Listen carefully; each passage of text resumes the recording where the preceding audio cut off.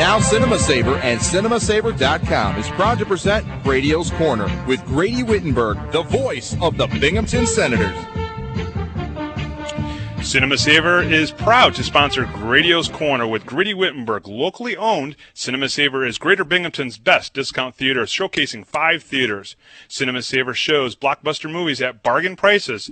Check out CinemaSaver.com to check out movie times and prices. And, of course, I want to welcome to Radio's Corner the man himself, the voice of the Binghamton Senators. You can hear him every single Binghamton Senators game on WINR 680, and that is on the AM dial, of course, and that is the music of your life. Grady, is that correct? I think it's the music of your life. I don't know.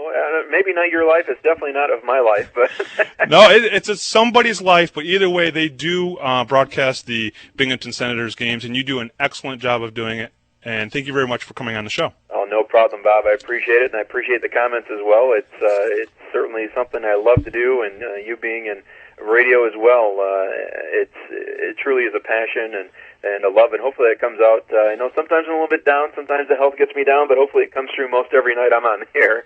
And Grady, it's very important to note that I have a face for radio.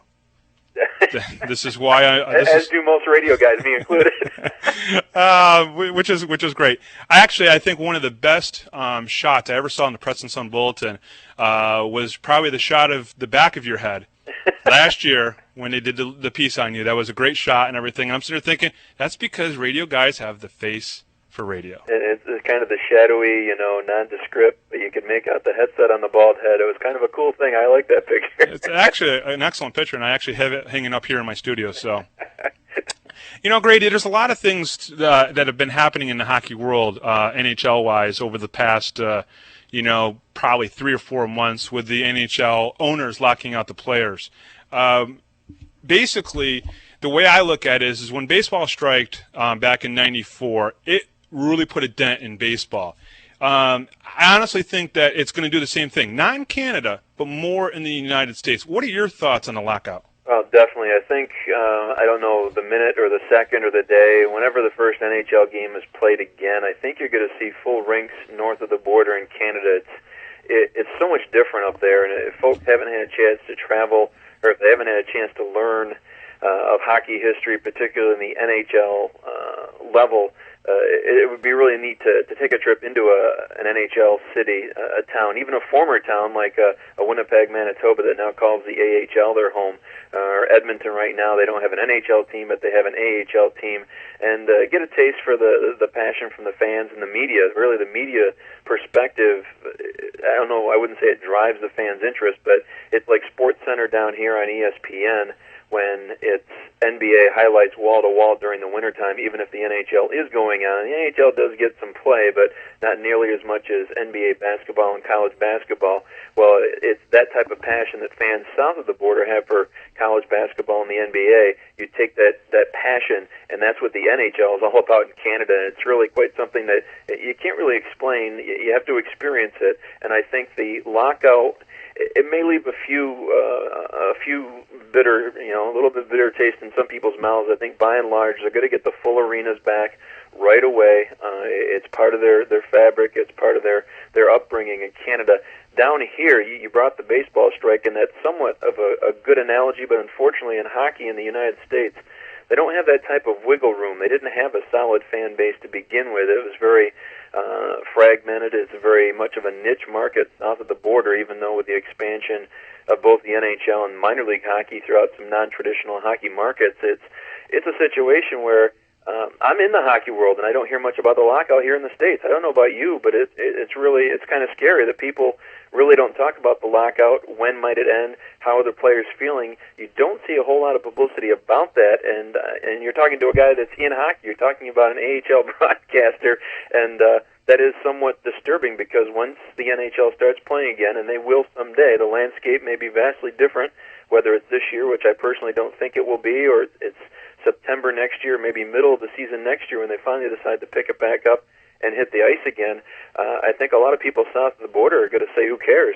That was kind of not the prevalent attitude right now, but unless you're in a solid NHL market in the U.S., meaning New York City, Detroit, I can't really call Chicago a solid market right now when their Colorado team outdraws the Blackhawks. Well, would the Avalanche would be one of those cities? Exactly. Dallas is fairly strong, even though that can be considered a non-traditional market. Mm-hmm. They have the brand new arena down there. I worry for teams, even in a major market like Los Angeles. They just opened a new building, but obviously you still have the Lakers there. But the Kings, I don't know how solid a footing they're on. The Florida Panthers, even the Stanley Cup champion Tampa Bay Lightning. I really don't think that they're really, really solid unless they have a 2 or 3 or 4 year run like they had last year that saw them win the championship. And even then, who knows? It's such a non-traditional market, and it's not to say that it can't make it. But I think right now fans, the borderline fans, just don't care. And I don't think there's been enough of a hardcore fan buildup yet to really help sustain a lockout that the owners have imposed upon the players. And what's discouraging is when you brought up the Tampa Bay the Tampa Bay Lightning. They won the Stanley Cup, and in some of the footage that they showed during the Stanley Cup Finals of 15,000 fans outside the arena, while the game was going on inside the arena, showed so much support in that city for a championship team, and now this lockout might kind of just take that all away. Yeah, and it's neat. And with any sport, you get a championship run, maybe even a bit of an underdog. I mean, Tampa Bay was a very good team last year throughout the regular season, but really probably not thought of as a favorite to win the Stanley Cup or maybe even make it to the finals. But they had an outstanding run, and a city, a community, a market can get caught up in that.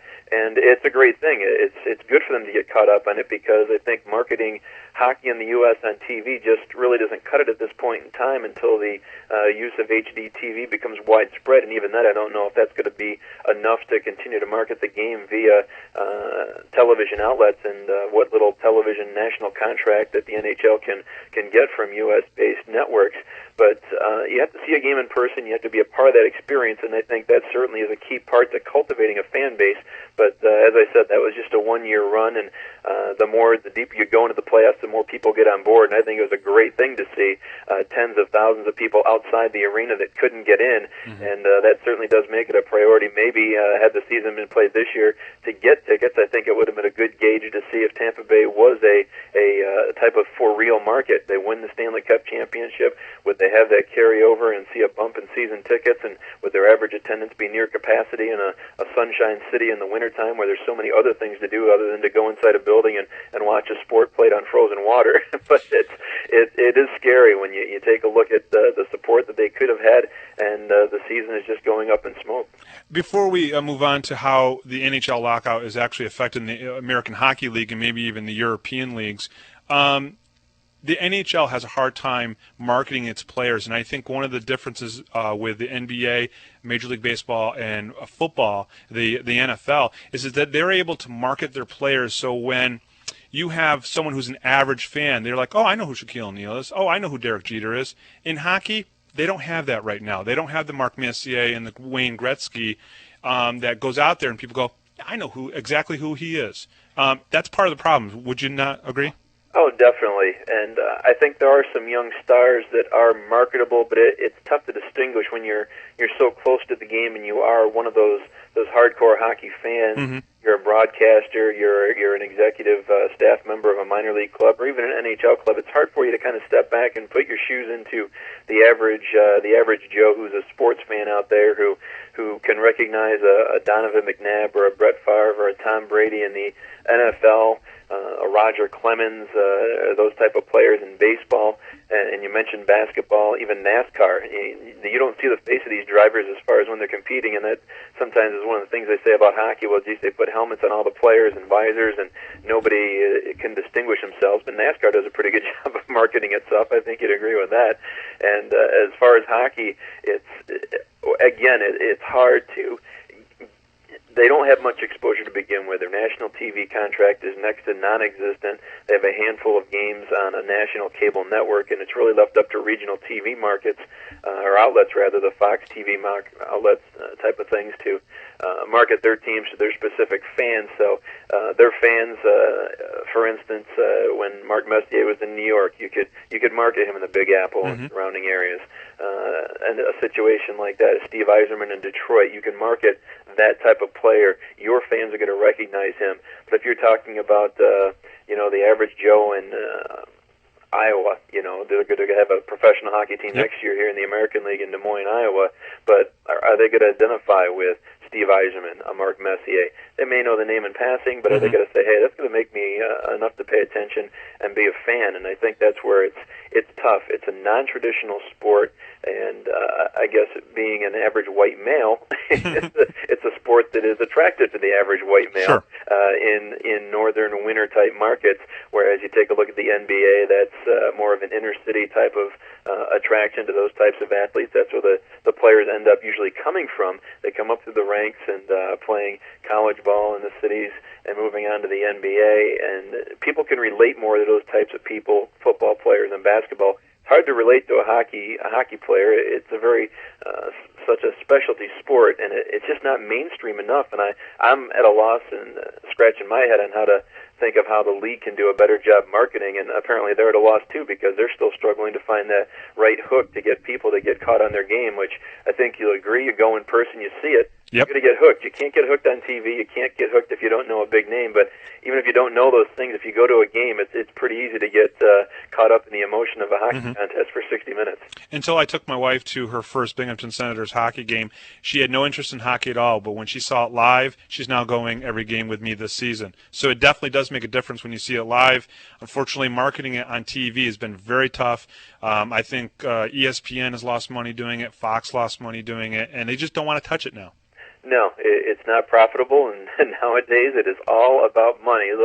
They'll give you a handful of games. I think ESPN was scheduled to do 40 games this year, and then there was some kind of revenue sharing deal with NBC that had picked up the network package from ABC last year, but it's just not something that anybody's going to touch. I mean, when you're being outdrawn by, you talk about hockey being a niche sport, you're being outdrawn by some of the flaky things that ESPN shows.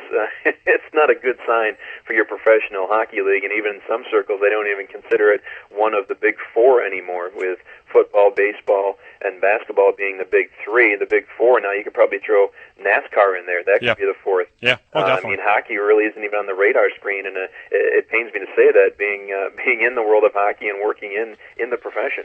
Oh, I totally agree with you. Let's talk a little bit about how it's affecting the AHL.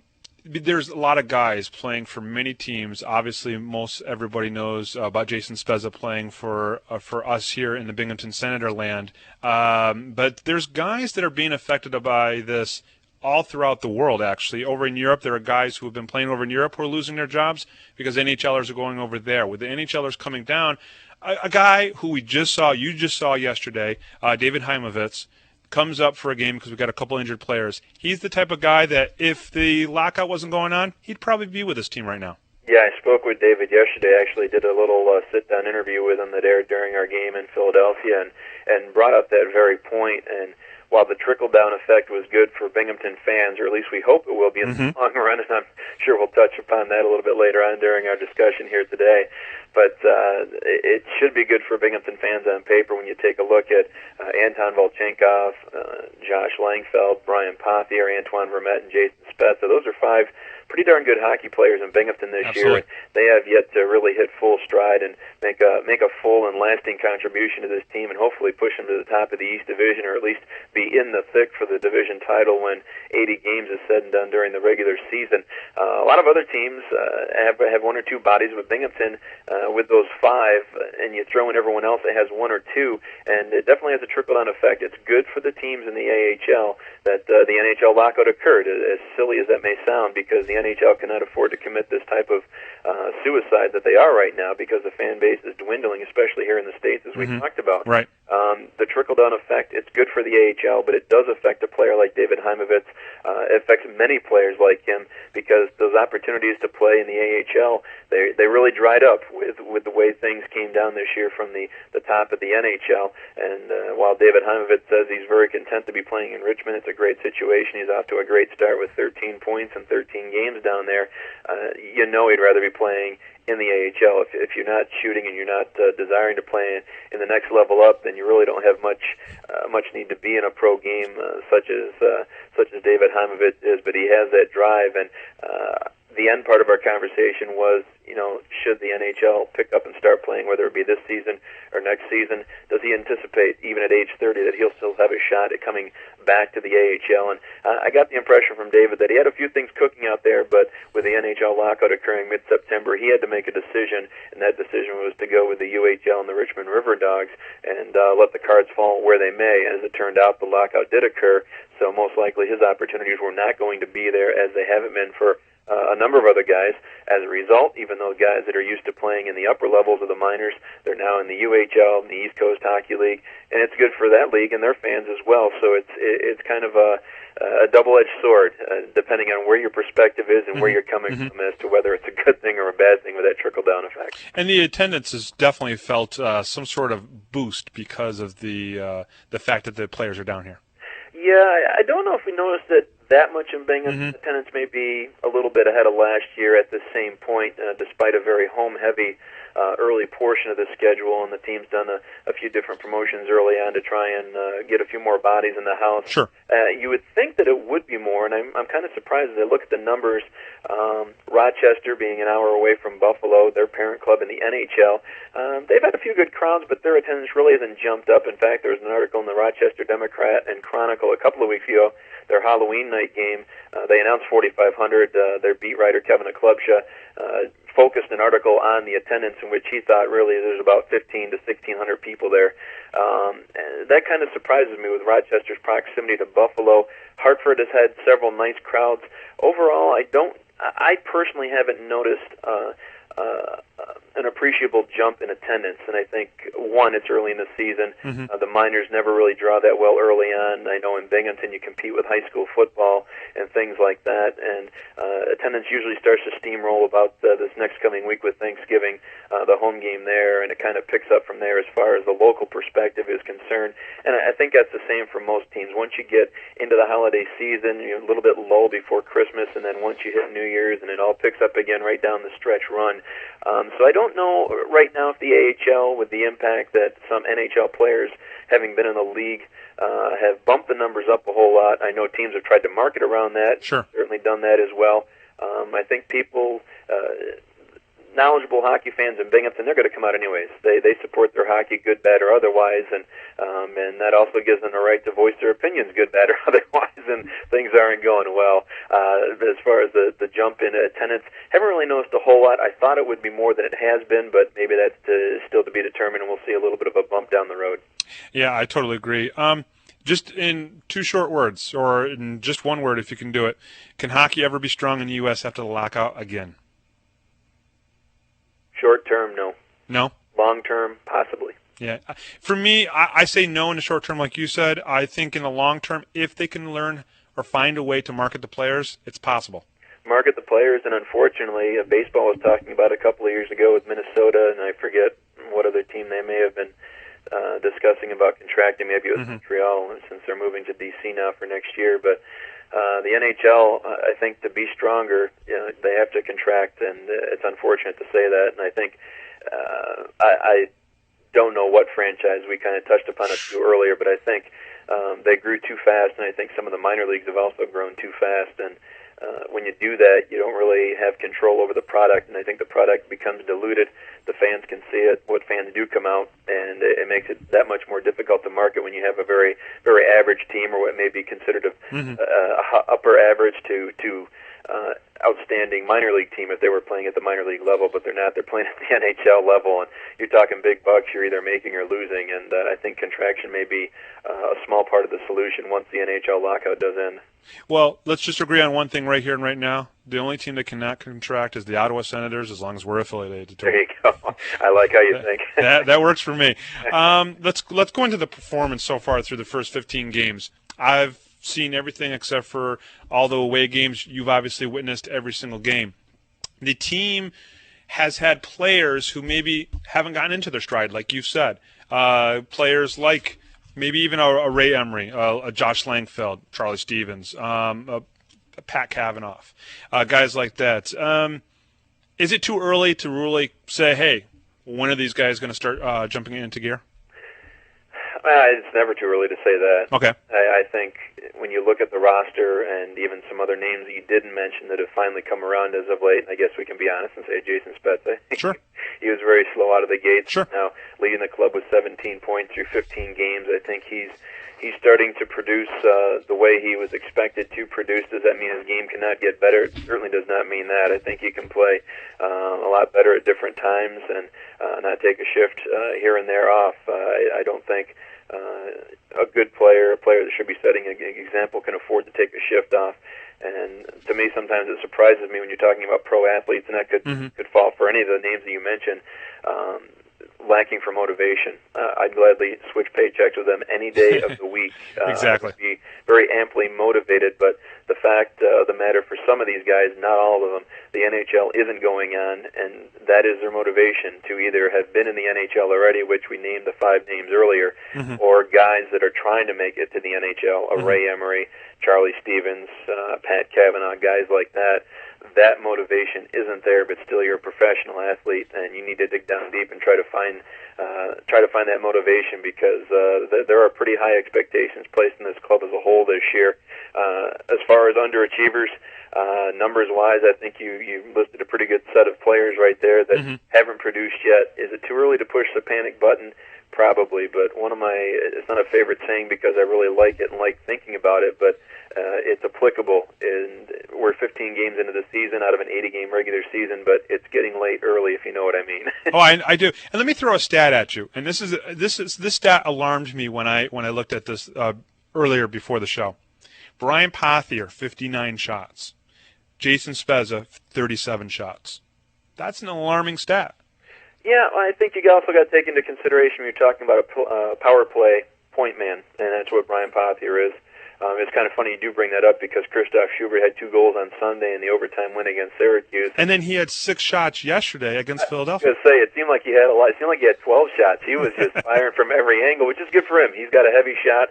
And I don't have a problem with the defenseman leading the team in shots, and Pothier's total of 59, actually, I think leads all the AHL defensemen as well. I think where you look is shooting percentage, and I think if you may look at that, I think you'll see a little bit different story as far as conversion rate with, although Brian Pothier does have 4 goals in the season, and Jason Spezza right now, I think he has 6 or 7. 6. I don't have the numbers in front of me, but so the percentages maybe is not a good barometer either, but I can see where you might have a little bit of concern with that when you take a look at where a lot of those shots are coming from a Brian Pothier. The team has had a fair amount of power plays and a fair amount of 5-on-3s, of which for the most part they've been unsuccessful. We can talk individually about the team's shortcomings, but collectively as a team, the power play, while they rank 12th or 13th in the league, it certainly has underproduced in my eyes, especially when they've had 2-man advantages time and time again through the first 15 contests of the season. Now, let's go on a positive note for a second. We have 3 guys that I wrote down. Very impressive improvements over last year. One guy we just talked about, Christoph Schubert, Brian McGrattan. And when people say Brian McGrattan, I'll say this. In the fact that he is going to play the enforcer role, he has not only skated better this year in a hockey sense, but he's also been able to hold his own a little bit better in the fighting sense. And then, of course, Jan Platil. And the reason why I say Jan Platil, last year, every time Yanni had people coming at him, his temper would go a little bit too high. This year, I think he's controlled that a little bit better. Can you comment on those 3 guys just a little bit? Because I honestly think they're the most improved so far this year. Yeah, Christoph Schubert, I've been scratching our heads about him for the first 2 years that I've seen him, and coming over from Germany, and it's tough to make the adjustment from going to a European game to a North American game. The rinks are smaller, everything happens another step quicker. It's taken him a while to adjust, and I think the fans are finally starting to see a little bit of the fruits of his labor. Defensively, he's 6'3", about 220, 225 pounder, and he asked me last year. He's a little bit frustrated at a certain point last year, and he's just shaking his head. And him and I were just chatting very casually. He said, "I don't know what I need to do differently." And I said, "Well, from my perspective, not so much a defensive perspective, but your size. You need to hit the people more. Yeah. You need to play the body. You need to make people pay for coming into your area and then you're going to see your defensive game pick up as well, I think. And I'm not a coach, and I've never coached hockey. I've done a little baseball and football, but just kind of a basic observation from the fan that I used to be in the stands of the Broome County Arena. You got a big guy, you're a defenseman. Make a guy pay every time he wants to either try and get past you or carry the puck past you in your own zone. And he started to pick up that physical play a little bit more this year. He's always had the hard shot from day one when I saw him 3 years ago in Binghamton, and that's starting to cash in a little bit for him now, which is good to see. You mentioned Brian McGrattan. It's kind of funny. He's had 18 points in each of his first 2 seasons, and right now through the first 13 games that he has played in this year, 0 points across the board. But his penalty minutes up there, not that that's necessarily a good thing, but the physical side of his game, he is finally in the offseason working on his footwork. Not only has that helped his balance when it's come to dropping the mitts, but it's also helped him, and that was the first thing that jumped out at me, his carrying the puck when he would bring it up the ice on the wing, or just his movement on the ice. It's like, who is that guy wearing number 19 out there? He looks a little bit different this year. It seems like he's very different this year. A very positive change. And you talk about really fully embracing the enforcer role with Dennis Bonvie having left the team last December 20th, and McGrattan left to fill that role, and maybe a little bit in over his head last year. But this year he has taken on all comers. He's been right there to be the guy that's going to police the activities. If you're going to pick on somebody on Binghamton, you're going to have to go through number 19 to get the point across. And while he hasn't won every fight this year, I would probably say he's ahead on the card and compared to the vast majority of fights a year ago. He tried to hang tough last year, but this year he's actually seeing results, and I've been very impressed with that part of his game, and the improvement in skating as well. And then Jan Platil, he's one of my favorite guys, and he makes everybody laugh on the team, and he doesn't make too many guys laugh on the ice, that's for sure. Definitely not. Last year he would pop his top a little bit too quickly and take a lot of stupid penalties. This year, I think the fans that have seen the games at the arena, they've seen a much wiser player, a much smarter player, and it's not that he doesn't try to stir up the same stuff that he did last year, but now it has a purpose. It just isn't a reactionary type of temper. It's to try and get his team an advantage. Yes. At the very least, get under some guy's skin, and if they both go off on matching penalties, so be it. If we get the power play, all the good for us. And I think from year one to year two, to have that maturity show through as far as not taking the stupid penalties, or at least as many as he did last year, I think that's a pretty big step for a young kid like Platil. I totally agree. Grady, I hate to ask this question, but I'm going to have to do it anyways. Are you worried about goaltending? Yes, it's the long, pregnant pause. Yeah, I know. Worried, I don't know, worried and concerned. I guess there could be two of the same things. I'd be concerned if the coaches were concerned in what they say to me. They don't seem concerned? Gosh, I don't know how to phrase it. They don't break it down as far as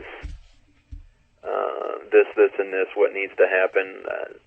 I don't know. I just think if Ray Emery gets a couple of good games under his belt, I think he's going to start rolling. And I hope to see him back to the level we saw him in year number one. He came off the hand surgery during the off-season, of course, that in the big brawl in Philadelphia last December.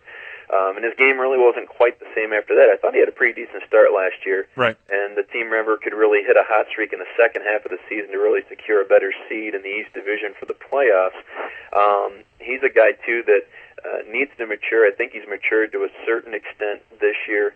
And as far as the fighting stuff, he was quite honest with me. He told me last year, I interviewed him on our trip up to Toronto to take on the Toronto Roadrunners, and he said, I enjoy the physical part of the game. I enjoy the fighting. I know it's not what a goalie does, but it gives me a certain bit of satisfaction. But unless he wants to spend his entire career in Binghamton or in the AHL, that's an area he's going to learn to control, and he's been trying to address it, and it's been told to him by Ottawa management, you need to get it under control, or else it's going to be a tough road to hoe for you to be up top with the big club eventually. And certainly I think he is targeted as being the number one guy here in the very near future. Right. But that's an area of his game he has to get under control. How much that's affecting his overall performance, I'm sure it does have something to do with it, and other teams know that. It's easy to rattle him. I think he's shown a bit of restraint this year, even though we're only 15 games in. He likes the rough stuff, but he tries to walk away from it when he can, and it's an ongoing process. Ray's still a kid, and it's not using it as an excuse. He's still a young guy. He's still refining his craft, and I think he's going to be a good one at the NHL level someday. Right. But He needs to tighten things up to prove it down here. And again, I'm not a coach to sit here and tell you he needs to do this. It wouldn't be right coming from the radio guy. I can assess the performance on the air to a certain extent, but the coaches have a much keener eye than I do. They have a much keener eye than the fans do, and that doesn't mean we can't have our opinion. Right. Billy Thompson, I hope he gets a few more games to prove himself, because Billy's been quite the pick-me-up. A couple of suspensions last year, late in the season. Billy stepped in. I think he went 3-1-1 in a 5-game stretch. It was pretty critical to Binghamton, and I think Billy's got to get a shot somewhere. Whether it continues to be in the Ottawa organization down the road or not, that remains to be seen. But I don't have any complaints about Billy Thompson being in goal when he decides, when the coaches decide to spell Razor for a game or two, and I think he proved that last weekend, winning 2 out of 3 for the club. And absolutely. Hopefully he gets a few more shots at it. Overall, goaltending, it is a key part of your team, but I think right now there's a few different areas where this club needs to look at themselves in the mirror as a whole. It's easy to hang a loss on a goaltender. I tell you what, Ray Emery may have the shootout loss on his record yesterday, but he played a great game, and we can talk about the shootouts later, and I'll try to keep it clean because I don't like them, I'll tell you up front. Well, I was just going to ask you, I will say this first as we move on from the goaltending situation. Kelly Gard is 4-0 in Charlotte, just in case some of the fans out there who don't follow the ECHL at all. He is Ottawa's little baby child right now, baby goalie, getting him ready. We'll probably see him within the next year or two, full time up here. I would think, yeah. If the NHL starts up, and to me, if the NHL played this year, I sincerely thought Ray Emery would get a shot at the backup job. I thought Martin Prusek would be traded. Yep. And obviously with things going down the way they did in the NHL, he is still a member of the Ottawa Senators, talking about Prusek. Mm-hmm. And I really thought that Razor would get a chance to earn that number 2 slot away from him, or get it via kind of default with the trade that I thought might occur.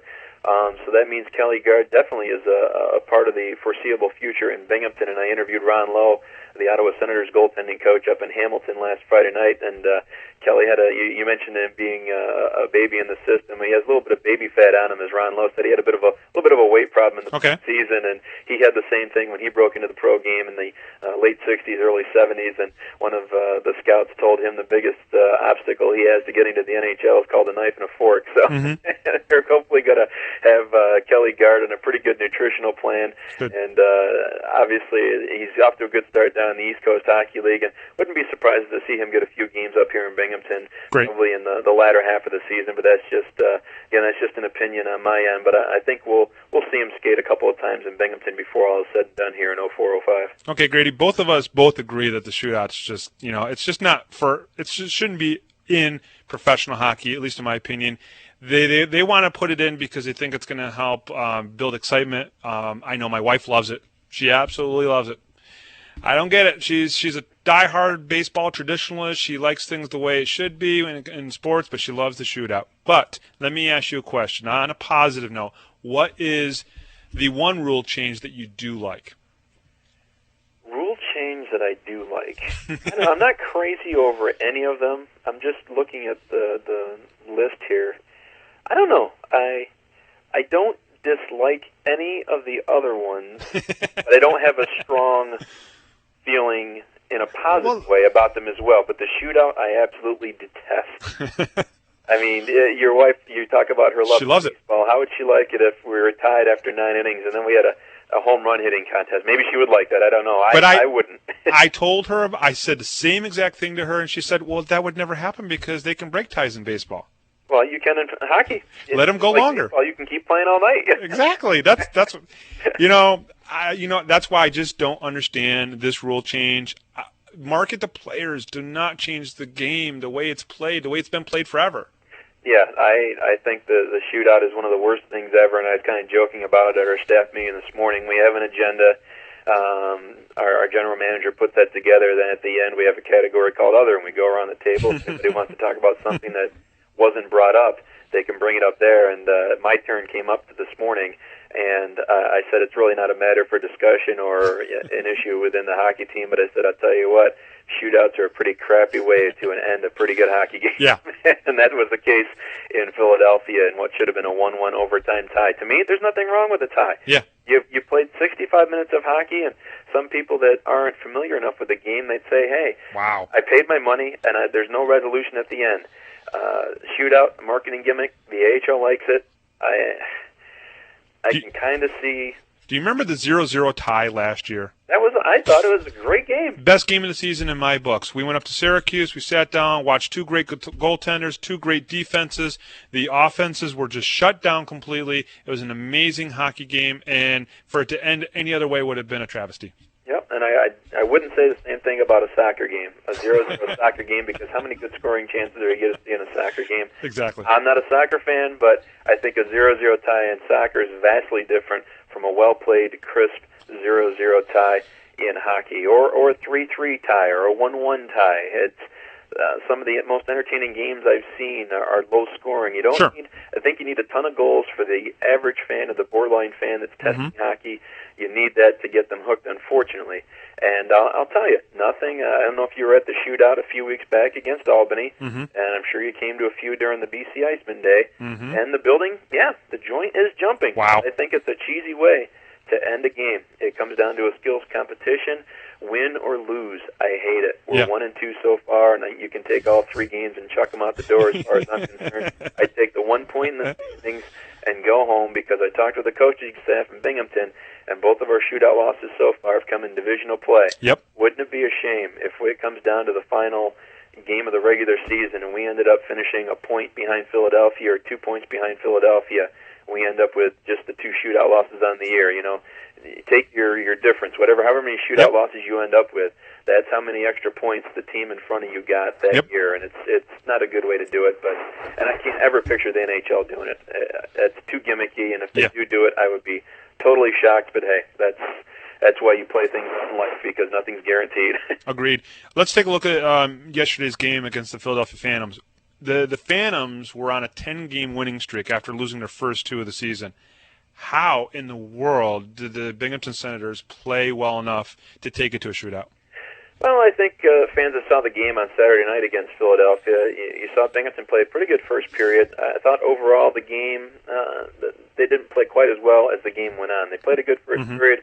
You give Philadelphia the power play, and they're almost 25% this year on the power play, and that's that is red hot. Yeah. And you cannot give them chances. And for fans who were at the game, a couple of backdoor passes, boom, boom, puck in the net. Philadelphia goes into the first intermission with a 2-1 lead. When really I thought Binghamton deserved a better fate in that opening period. So I think based on what we saw Saturday night at the arena, not too unusual to see the Sens hanging with the Phantoms yesterday. And a situation where Binghamton capitalizing what turned out to be their only goal Sure-handed. On the day, Denny Amell, and he has played his consistent game. We didn't touch upon him as being either an underachiever or most improved. He is Denny Amell being Denny Amell. Yeah, exactly. Pretty consistent, and he's going to start pounding up the points here pretty soon. And a great guy and a hard worker, and he usually gets dividends that pay off with the effort he gives on the ice.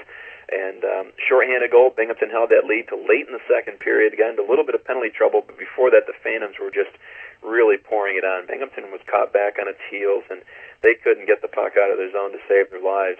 And if Philadelphia didn't score even strength, for sure you knew they were going to get a power play goal, and they did so. It was one of those heartbreakers, 23.1 seconds to go in the period, and anytime you give up a goal either in the opening minute or the closing minute of a period, it's never good news usually. And fortunately for Binghamton, that was the only goal in regulation they allowed. It was a fun hockey game, a lot of up and down play. Both teams, I think Binghamton had 6 power play chances, Philadelphia had 7. They got their only goal on that power play late in the second. And of course, a good game spoiled by nobody deciding it in 4-on-4 hockey during overtime. We go to the shootout. So it ended in a tie still to us. Exactly. That's the way we look at it. Statistical implications, if you take a close look at the stats, that's a whole other story as well. But we may save that topic for another time when we visit. Well, you know, Grady, that's my whole point. If you're going to give a team a point, if you're going to say that they scored a goal on a shootout goal, then give that player the stat. Give him the goal. Give the goalie the stat against. Do those. Well, I don't have too much of a problem with not giving the players credit for a goal scored in a shootout, because while it is part of the game, it's not part of the game, and that's part of the inherent problem with it. That's the exact problem with it. It doesn't belong. Records, if it's a loss in the overall coaching record, it goes as a tie for the coach of record. But if you win, it goes as a win. Well, that doesn't figure. If it's a shootout loss, that counts as a tie, why does the shootout win count as a win? You see where I'm coming from? Yeah, oh, absolutely. I totally agree. And the stats just get all messed up. Media relations man for Binghamton, Mike Callahan, and I, we have the same mumbling discussion following every game that involves a shootout and trying to figure out the logic of it. It doesn't make any sense. No, it does not. And I hate it. I absolutely hate it. The fans like the excitement of it, but I can't change it. I'm not on the board of governors. I'm just a radio guy that definitely will voice his opinion every now and then when we go into it. And I will say you might as well play rock, scissors, paper, or rock, paper, scissors. I agree. We've got 3 games coming up for this weekend. 2 away and 1 at home. We obviously have that home away 2-game series with the Wilkes-Barre Scranton Penguins, and then of course the Binghamton Senators on Sunday will be playing in Springfield, which is really a game I'm not really worried about talking about right now. I want to talk about the Penguins. They're in our division. We got 2 games against them. We're 1 point behind them in the series. How do you see these 2 games coming out? I think they're going to be great games. It's usually pretty close contest when these 2 clubs get together. I think you can almost throw that blanket statement over any divisional game that Binghamton plays against the 6 other clubs in the East Division, and maybe even more so about Wilkes-Barre Scranton. Earlier this year, to me, what basically was a 0-0 game, it ended up being a 2-0 defeat to Wilkes-Barre on Halloween afternoon down at Wachovia Arena. The Penguins got a power play goal with 8.4 seconds left in the second period, and then they get an empty netter with 1 or 2 seconds left from Shane Endicott. Other than that, it was just a great all-around game. The team really picked up the tempo in the first and only meeting of the year. These 2 games coming up, one of the footnotes or one of the notes here you have in the outline that you had forwarded me today, and one of the things you was going to bring up, Lupus Chuck and Danny Bois, they had that knee-on-knee collision during the preseason game in Binghamton, for which Bois received a 2-game suspension, and Ross Lupus Chuck, I'm not sure if he's back in uniform yet. Apparently he is planning on playing this weekend, but I know he had been out until fairly recently, and he will be back. And that's only going to add more fuel to the fire. I don't think you need to throw any more gasoline on this raging inferno that is the Pens versus the Sens. Absolutely not. But I mean, it is very important that. But what I take out of what the AHL have done this year with some of the rules changes and what they've implemented, the simple fact that they're trying to be more consistent with some of the penalties and the rules and the suspensions that they did. So. It's one of those things where when I saw the incident with Bois and Lupus Chuck, I didn't honestly think that Bois did it on purpose. I'm not saying that to be a homer. Oh God, I don't want to be a homer about this. But when I saw it happen right in front of, I believe it was Ray Emery, in the third period, it didn't look like Bois did it on purpose. It looked like they just ran into each other. Yeah, and that's what I thought. But again, both you and I, we see it at full speed, and the video boards weren't up and running at that point, and not sure we would have had a replay on that particular exchange between players at that time. No. But we have the disadvantage of only seeing it once, and sometimes you can either draw a too severe conclusion or not severe enough. The game tape was looked at by the league. They review it. They can slow it down. They can, and you can never. I always like the intent, quote unquote. Who can measure your intent? How can you measure my intent of what I said to really be mean towards you or to whomever? You know what I mean? It's an intangible that you really can't measure. You can only take the circumstances of a given situation and try to figure it out from there. And they have tried to be a little bit more consistent. I think we saw that with the end of the Philadelphia game in Binghamton on Saturday when Jason Spezza and Joni Pitkanen getting into a little bit of a scuffle/wrestling match. The referee overreacted. He was away from the play, called fighting majors after the game had ended, and that's an automatic 6-game suspension. The league, common sense prevailed. And they also admitted that he's a first-year referee. Exactly. They were very diplomatic about it, and that was good. They won't try to hang. They're going to try to protect their own guy, meaning protect the referee, Chris Chamaga.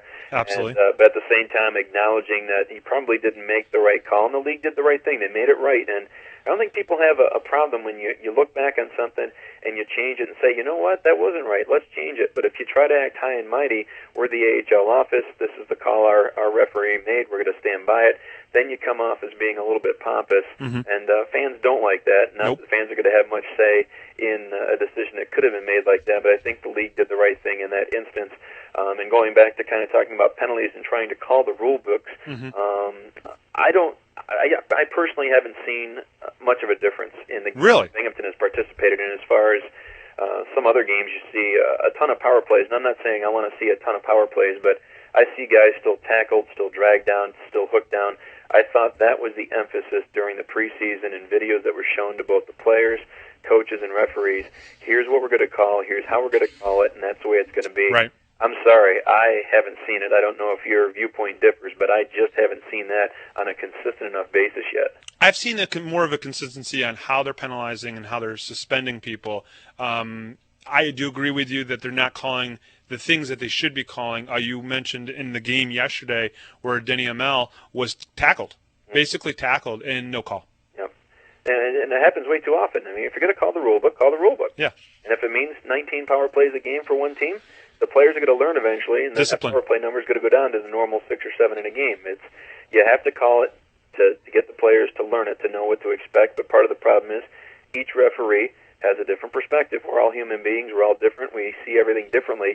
And what is a penalty to one guy isn't going to be a penalty the next night against a different opponent, unfortunately. And that's just the way life works. But there seems like there could be some kind of happy medium for the officials to get on somewhat of the same page of the rule book and make them consistent calls. I know the college game, they've done that. I talk with people regularly at Cornell, and they're kind of fed up with power play after power play after power play, but they're going to keep calling them until the guys realize you can't lay a stick on a guy. You can't take your hand off of your stick to impede the progress of another player. You can't interfere with them. Right. And they're going to learn it. It may take till Christmas. It may take till February. It may take till the conference tournament in March, but they're going to learn it. Yeah, and it really does come down to discipline on the ice. Exactly. Knowing when to slash or when to cross-check or, at the right moments, not every play. Exactly. Quickly, are you kind of surprised on some of the standings? Manchester's 11-1. You have Philadelphia at 11-2, an impressive 11-game winning streak. Is there any team out there that's really just blowing you away? Philadelphia surprised me just a touch, but not a whole lot. They lost Kirby Law during the offseason. He signed with the Houston Aeros over in the Western Conference. Sure. Still have Patrick Sharp. He's proven to be a pretty good young gun this year out of the University of Vermont. And they also have a pretty good rookie in Tony Vos, scored that power play goal against the Senators. Yep. He's amongst the rookie scoring leaders in the AHL. The other team you mentioned, just Manchester. Manchester does not surprise me at all. Of teams that were pretty close to having a number of players sent down from the NHL, and in their case, the Los Angeles Kings sending players down. They've got a pretty good stockpile, and they signed a couple of good veterans as well, including former Binghamton Senator Brad Smith, who was pretty good out of the gate so far. And they also picked up, I think, the Penguins captain from last year. Tom Kostopoulos, I think, the Manchester Monarchs now. So they've done a good job with the veterans, and they've gotten some pretty solid help from the LA Kings during this lockout season. So, and it's a good franchise anyways.